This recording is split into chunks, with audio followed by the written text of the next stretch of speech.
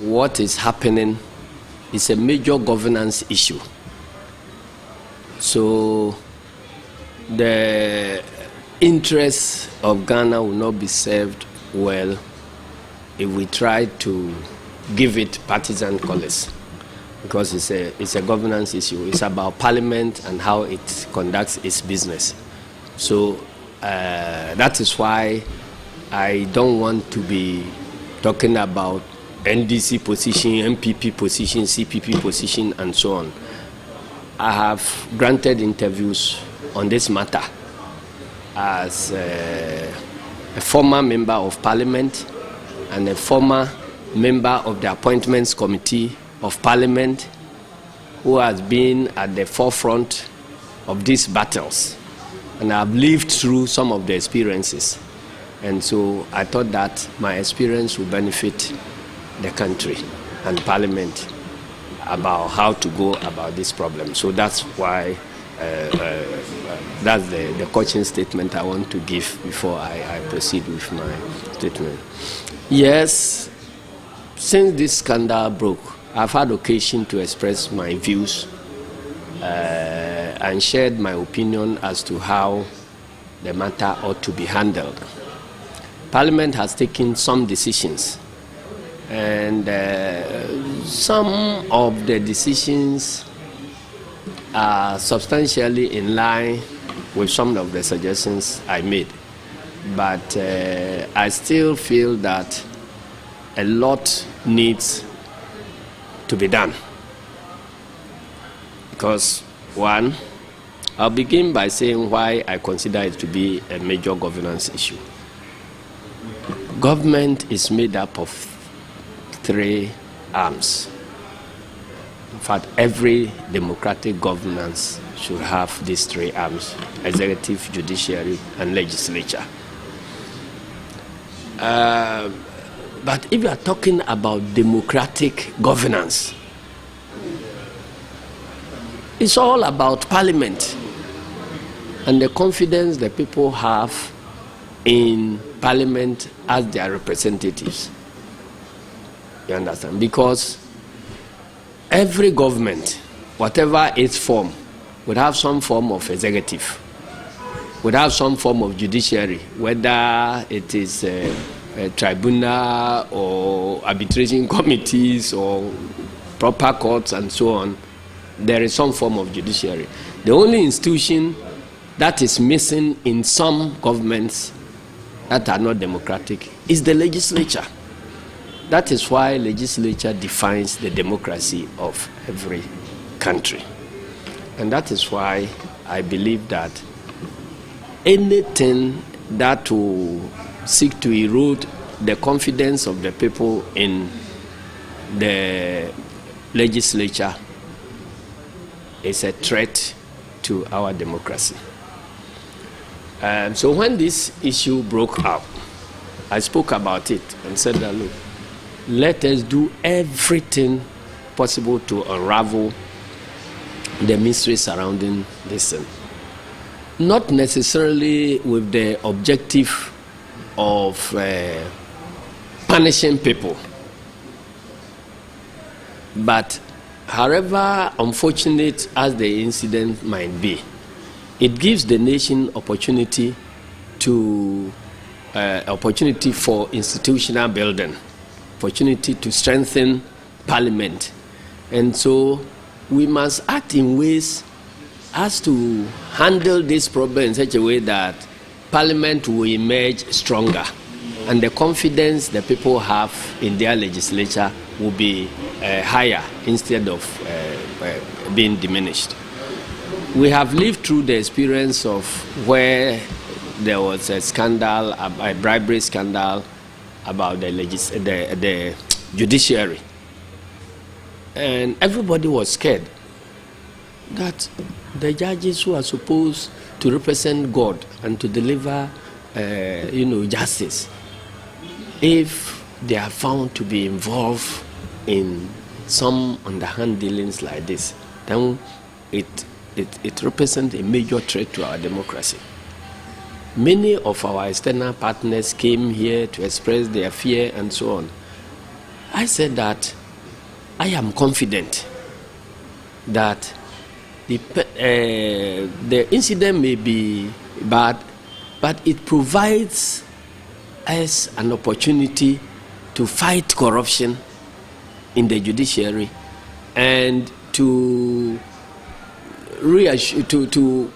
boost up the confidence of the masses in their judiciary. So it depends on how we handle the matter.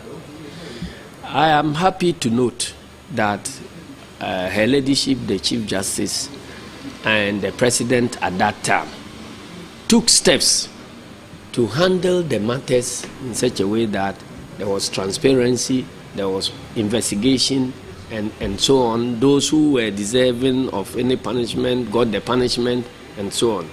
So I can say proudly as a Ghanaian that if I'm asked anywhere about corruption in judiciary, I can say that Ghanaians have found ways of confronting corruption in our judiciary, and our judiciary has emerged stronger.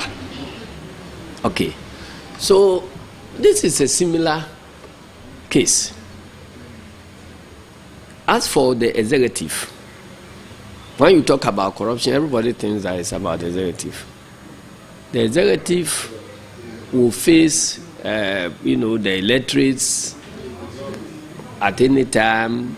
If they don't perform, they suffer for it, and so on and so forth. And there are a lot of flack about the executive. But in all this, it is Parliament that represents us to hold the executive in check. Expose corruption, expose this, expose that, expose this. And the Public Accounts Committee of Parliament has been doing a wonderful job at that one. They've been telecasting, their proceedings, and that has boosted the confidence of Ghanaians in our legislature. So now, these unfortunate incidents about allegation of corruption in the legislature, if we don't deal with it properly to the satisfaction of all Ghanaians, then we are sowing the seeds for instability in this country. Because for every political adventurist, all that he requires is to create the impression among the population that, look, Parliament is a useless institution. Parliament can no longer protect you. It can no longer protect the public purse. It can no longer pass the right laws because lawmaking can even be compromised, and so on and so forth. If people lose confidence in our Parliament, then the state will become very ripe for any adventurers to come and tamper with our democracy. So that is why I think that we must look at this problem with an eye of institutional building. Punishments, yes, we may get somebody to punish along the way, but that should not be our main objective. Our main objective is to interrogate how Parliament does its work and what opportunities are created for this type of rumors to fester. So, and what measures can be put in place to block this type of things so that Parliament grows as an institution. Because democracy, the state where our democracy is now, our focus should be on strengthening our institutions. We began by holding free and fair elections and alternating governments. We haven't performed badly at all at that one. So at least everybody in the world knows that Ghana has held about 7 successful elections. We have had about 3 successful transitions from one party to the other, and so on. So our focus should now be shifting to what happens in between the elections. Every 4 years, there's opportunity to change a government you don't like. But you have to sit there and wait for 4 years before you can do something about something that is happening that you don't like. And that work ought to be done by the institutions, democratic institutions. That is why we must do everything possible to strengthen the judiciary. That is why we must do everything possible to strengthen governance by the executive, not political governance alone, but also corporate governance in the system, and to do everything possible to strengthen Parliament and make Parliament the true watchdog for the citizens. They can check our affairs very well. If we are getting ministers assigned responsibilities, we should be able to rely on Parliament to do a good job and to tell us which candidate can be a good minister and which candidate cannot. Because as for MPs, they vote for them. President, they vote for them. But the work a minister does is equally very, very important. And since we cannot all go and vote to choose a minister, Parliament is supposed to represent all of us and help the president to select the right people to do the job. So if there are concerns or rumors about compromising the system that leads to the approval of such persons, then we must be worried as a nation. And so I'm worried like anybody else. I have lived through this system. I've been a member of the appointments committee. I have been tempted several times when it got to taking a decision about who qualifies and who does not. And on the lighter note, I earned the name General Mosquito because of the work I did on the appointments committee. It was meant to be derogatory, okay?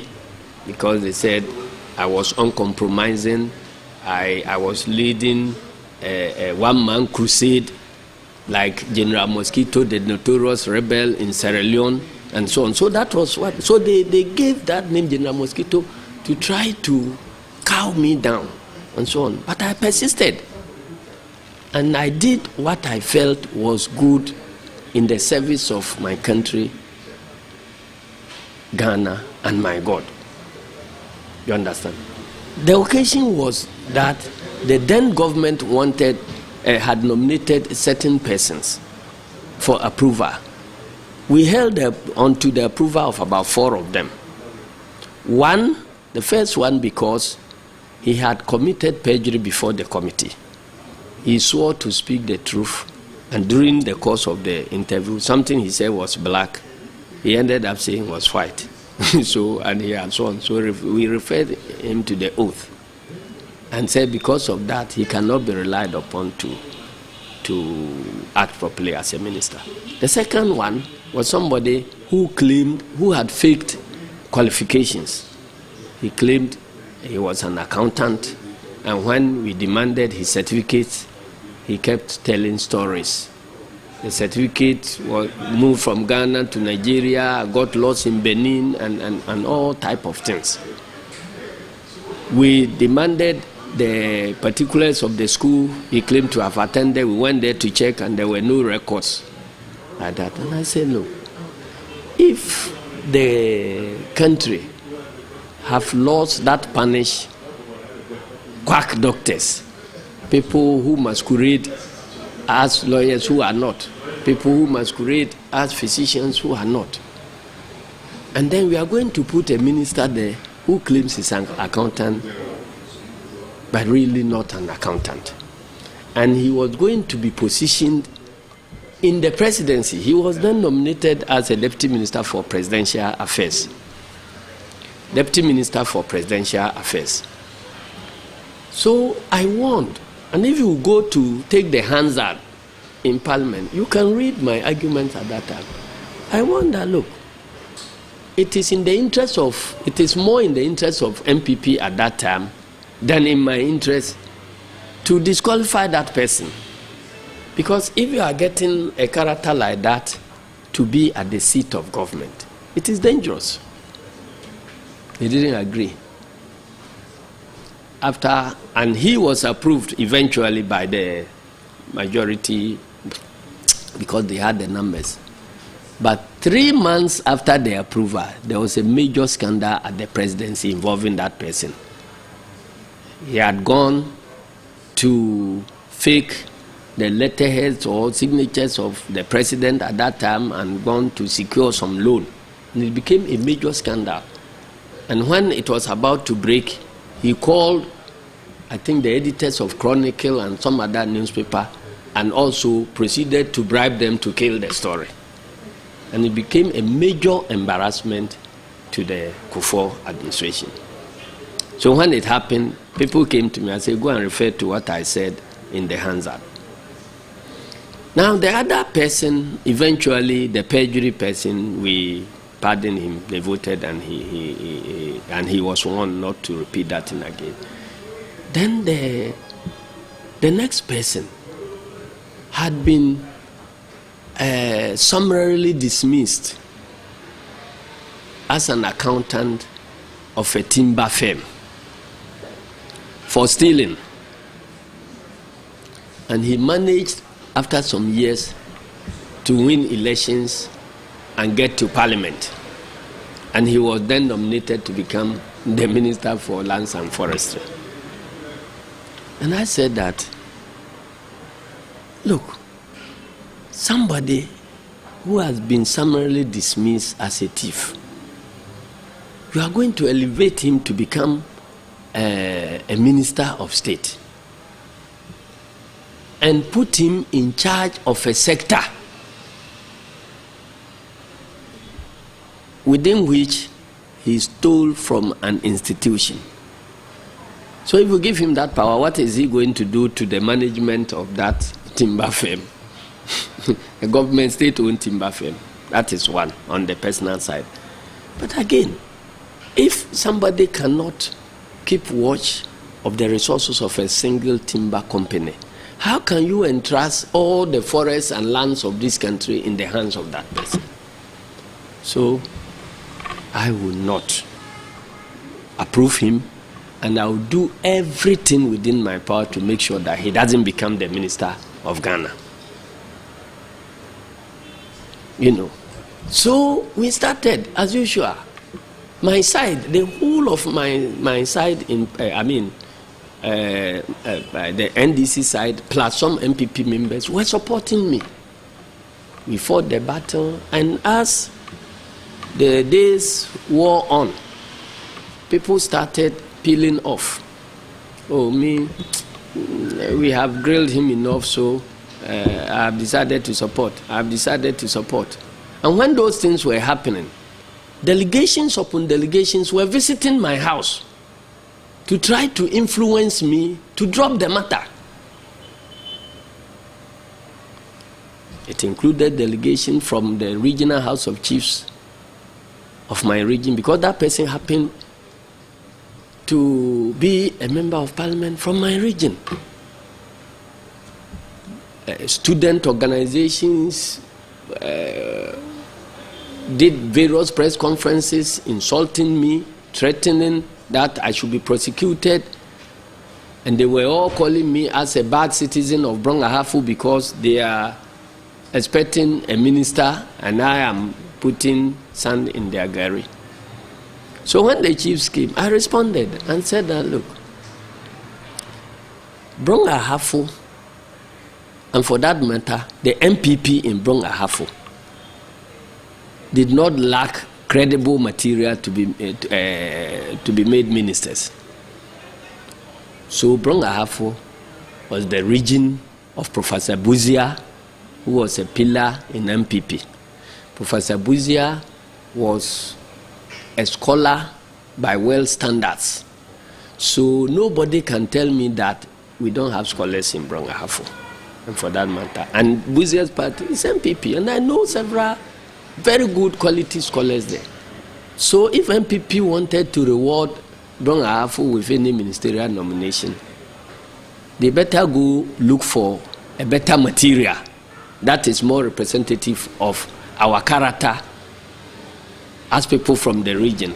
rather than nominating somebody who has been dismissed for stealing. If that person comes to represent Brong Ahafo in a cabinet, what courage would he have to be fighting for anything for our region? So if I had to choose between Brong Ahafo going without a minister and Brong Ahafo being represented by a thief, I'll go for the former. I'll prefer that we won't have a minister in Brong Ahafo. So it didn't work. There are people, look, a very good friend of mine is a medical doctor in US. I lodged with him when I was there.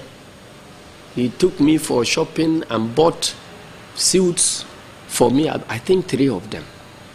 When this matter happened, and everybody felt that I was the most difficult person, I was the nut to crack for them to get the appointment. They bought ticket for that man to fly in to come and convince me to drop the case. I didn't. Around that time, I was forcibly ejected from my house as a minister who had lost, whose government had lost elections, but I was still a member of parliament and they hadn't yet prepared my parliamentary accommodation. They came threatening to eject me from my house, thinking that they would break me down. I was ejected. I went to the new house that has been provided by parliament. I didn't have a single chair, so I was using footrests. Those I bought from the north. I was using footrests as my chairs in my hall. So the delegations that were coming, they came and said, well, this is my seat, you can sit there. Oh, we can furnish this hall within 3 days, and so I said, I like the footrest, but I won't allow a thief to be a minister of state in Ghana. You understand? So if anybody in Ghana says that those temptations don't come upon members of the appointments committee, that person doesn't know what he's talking about. Completely, that person doesn't know what he's talking about at all. Timber merchants who thought that they would benefit from that appointment approached me to negotiate the approval so they can also do things for me. I said, no way. If you don't live here, I'll report you to the police. When the chiefs of Brong Ahafo sent the vice president of the Brong Ahafo Regional House of Chiefs to come and see me, I said that no way. Eventually, the nominee mobilized macho people to come and physically attack me even within the premises of parliament. And I said, no way. And they threatened that I will never set foot in any part of Ahafo. I said, I'll come there. He was forced to withdraw. And the next, surprisingly, then next time I visited Ahafo, they carried me shoulder high, means brass band music and so on. You understand? So these temptations are there. So don't write them away. And the government that will do the nominations will always have the majority to pass them. So it is, nobody can just simplistically say that because we have the majority to pass them, we don't need to bribe anybody. That is not true. That cannot be true, because these things, the reports of the committee come in 3 forms. One form is that these people have been approved by consensus. When that report comes, the issues are not opened up for debate. The leader will move, the ranking member will second, 1 or 2 people talk praising the nominees, then the speaker puts the question. Now, the second report is a report that disrecommends. That will come and say that this and that persons are disrecommended. So that is not debated at all. It is, the president is advised to withdraw. Then the third category is approval by majority. So when there is approval by majority report, it means that the committee could not get the concurrence of every member to approve the nominee. So there will be a majority report, and then there will be a minority report that these and these people says it must be approved, but this group are also saying that he should not be approved, and these are the reasons. So that is where your sins will be categorized. And so when that report gets to the floor of Parliament, the whole world will be listening, and they will be discussing your wrongdoing. So before we come to vote, at times at the end of the discussions, constituents can even call their MPs and say that this is a bad material and so on and so on. So even members from the majority can vote against the nominee because of their conscience. At times, you would have the debate thoroughly done. The whole nation that is watching would give a verdict that this is a bad nominee. But the ruling party with the majority will pass that person. That person goes to begin his work as a lame duck minister. And such persons are the first targets of the first reshuffle. So don't let anybody deceive us that there can be no inducement in the work of this committee. So now I would have preferred, as I said yesterday, I would have preferred that my first preference would have been that Parliament, through its legal structures, handles this matter. But the legal structure that is available to handle this matter appears to have been compromised too. So they have been crippled and they cannot do this. That is, I'm referring to the Privileges Committee, because the chairman of the Privileges Committee is also the chairman of the Appointments Committee. And this is by regulations. And it is not for, it is for a very good reason that that person is made chairman of those sensitive committees, as the first deputy speaker of Parliament. He is chairman of members holding office of profit.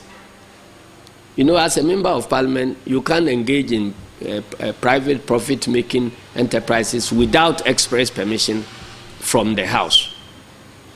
So, otherwise, you will be engaged, you will be involved in conflict of interest. So, if you want to engage in private something, you have to disclose your interest and apply to the Speaker to give you special permission to do it. When the Speaker has given you that special permission, it means that whenever any matter comes to the floor of the House and you have a vested interest in that matter, you can be excused.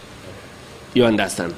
And people, or if you are not excused, people will take your arguments against the background of the fact that you are an interested party. So everybody knows where you come from. So that committee that assesses people and gives them the permission is chaired by the first deputy speaker of Parliament. Then the appointments committee is chaired by the first deputy speaker of Parliament.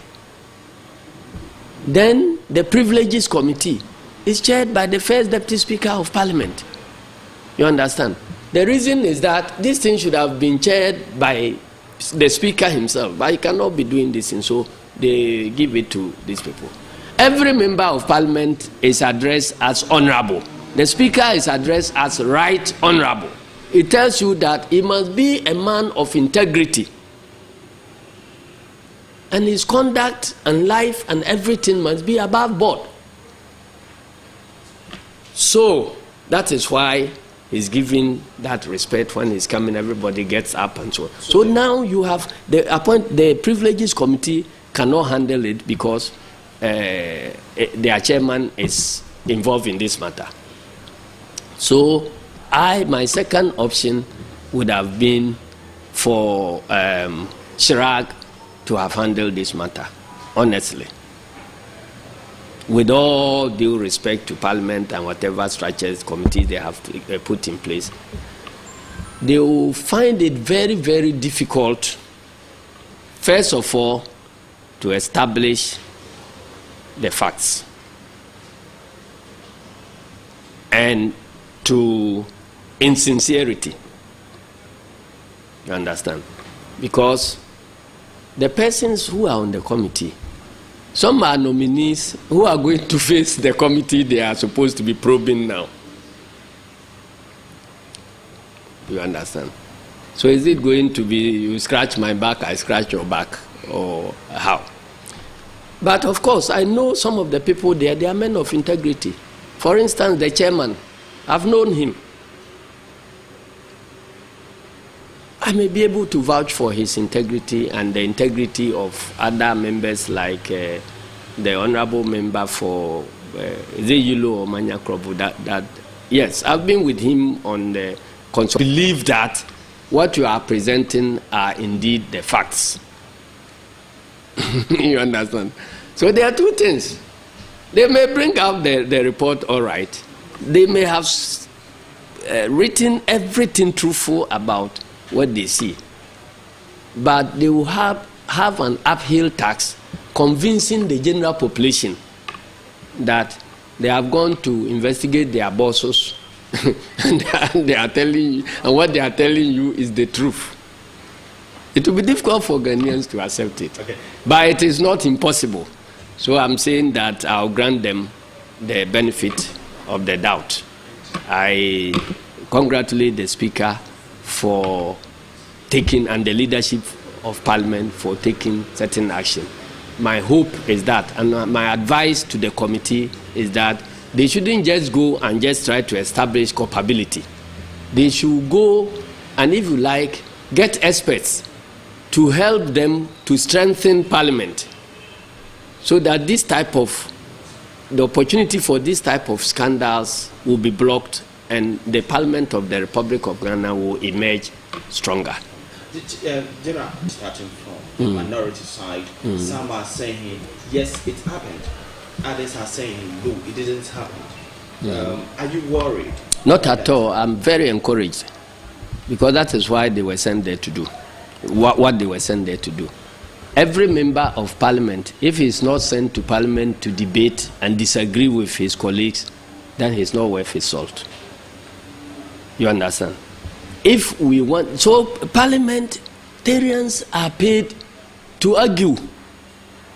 So if you pay people to argue, why are you worried when you see them arguing? That is their job.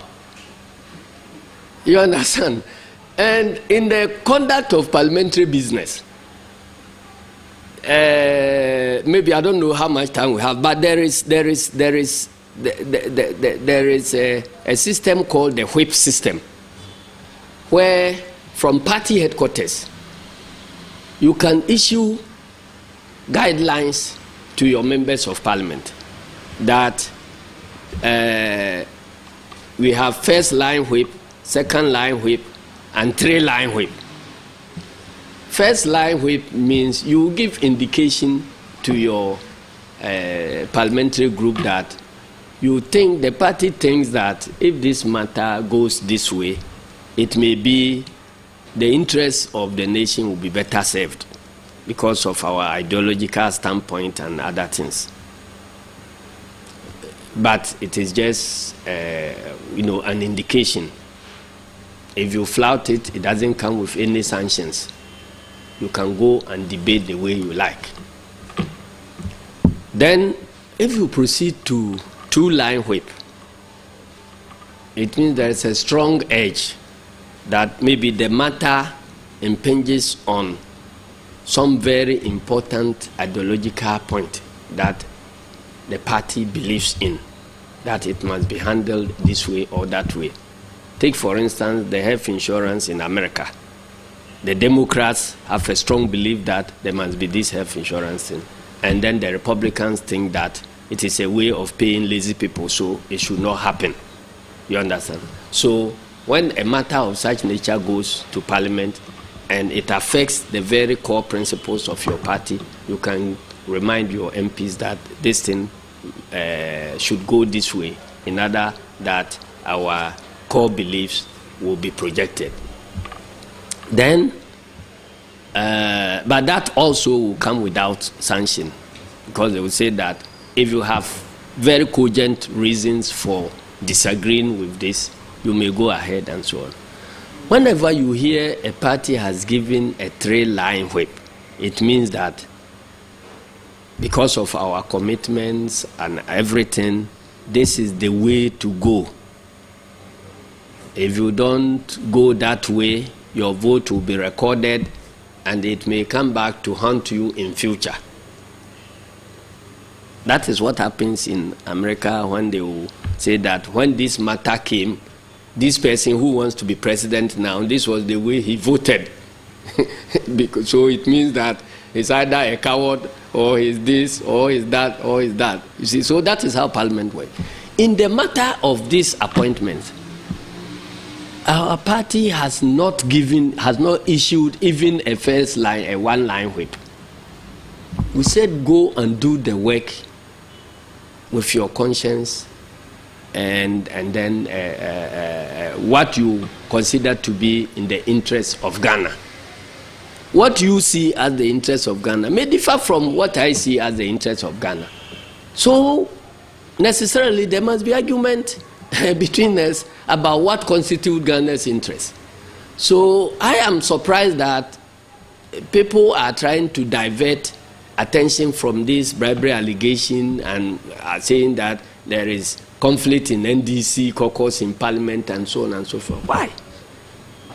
It is a very, very healthy conflict, if you can even call it conflict, because we have asked everybody to go assess the nominee based on the information you have, based on the background from which you are coming, and then cast your vote. And that is precisely what they are doing. So if they are disagreeing, it's good for the country. Is it not breaking the front of the minority? I thought I had explained this question. You are just repeating the question in a different way. I am saying that they are paid to argue, and to disagree. So they have to go and argue and disagree. It's not breaking the front of anything. And I'm sure nobody, those who are arguing, nobody has come out to challenge the leadership of the minority in Parliament. Nobody has said that Haruna or Muntaka or any other person is not fit to be minority leader or minority whip or anything. They are saying that he says this, we say this. And that is the name of the game. I was the number one deviant in Parliament. We had a group called the Devil's Advocates. You understand? When we see something and we think that this is what we think we should do to please our conscience, nobody could change our thinking. Not even President Rawlings at that time. You understand? So we led, let me tell you some example. We led the revolt against the approval of fuel price increases for the first time in the sovereign republic of in the sovereign parliament of the Republic of Ghana, because those days government was fixing petrol prices. And after the 92 elections and before swearing in, there was a budget and we saw a massive increase in the prices of petroleum products. Then when we started Parliament, within 3 months, the minister at that time also came proposing further increases in petroleum, prices of petroleum products.